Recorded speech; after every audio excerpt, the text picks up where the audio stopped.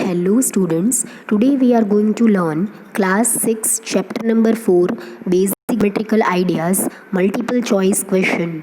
These questions are very important for your examination as it can be asked in the objectives, in the MCQs, in the match with B, in filling the blanks and in various forms. So prepare the chapter well and analyze yourself after answering these questions. Let's go for question number 1. In the given figure, point A is on the ray ABC, on the ray DC, on the segment BD, on the segment DC. देखो यहाँ पे आपको एक line दी है, इसमें बोला है कि पॉइंट ए है वो किसके ऊपर लाई कर रहा है, रे BC, रे DC, सेगमेंट BD या segment DC. Your answer will be option number B on the रे DC. ये क्या हो जाएगा, जो पॉइंट ए के लिए पॉइंट ए यहाँ पे है तो अब ये इस तरीके से फ्रेम होगा. तो ऐसे सिंबल को हम क्या बोलते हैं, रे बोलते हैं, जिसमें एक स्टार्टिंग पॉइंट हो and no ending point. Fine, so it will be ray DC. Next question. Two intersecting lines intersect exactly in one point. Fine, कोई भी दो लाइन जब इंटरसेक्ट करती है तो वो एक पॉइंट पे इंटरसेक्ट करती है. This is a point. So answer is option number A, 1 point. Next one. M is an end point of the segment LT, NT, LN, AM.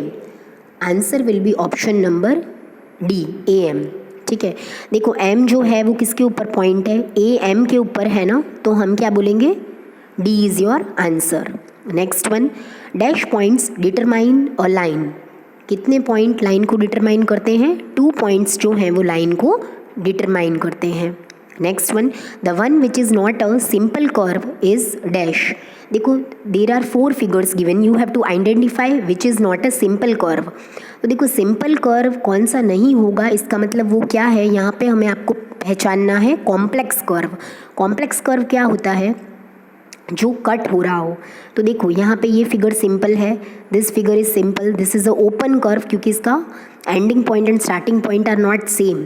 लेकिन ये वाला जो आप देख रहे हो इसमें क्या है, ये आपस में कट कर रहा है. इसका मतलब ये कौन सा कर्व हो गया, आपका कॉम्प्लेक्स कर्व हो गया. So your answer is option number C, क्योंकि आपको यहाँ पे कॉम्प्लेक्स कर्व पूछ रहे हैं. Fine, so your answer is option number C. Next. Point X is in the exterior of a circle having center P, segment XP and the circle intersect at a point. देखो क्या बोल रहे हैं कि एक सर्कल है, उसका centre आपको दे रखा है. सेंटर क्या है, सेंटर है पॉइंट P और एक पॉइंट है X जो बाहर लाई कर रहा है एक्सटीरियर में. तो PX किसी एक पॉइंट पे इंटरसेक्ट कर रहा है, तो ये सर्कल के ऊपर कर रहा है या बाहर कर रहा है या अंदर कर रहा है या सेंटर पॉइंट पे कर रहा है. तो आप देख सकते हो ये जो मैंने पर्पल डॉट करा है, it is on the circle. So your answer is option number B, on the circle is the correct answer. Fine. Next one. An example of parallel lines is adjacent edges of a notebook, opposite edges of a ruler, arms of an angle, adjacent sides of a square. The answer is option number B, opposite edges of a ruler. कोई भी ruler होगा उसके जो opposite edges होंगे वो कैसे होंगे, आपस में पैरेलल होंगे. ठीक है, तो आपको पैरेलल लाइंस का एग्जाम्पल पूछा है.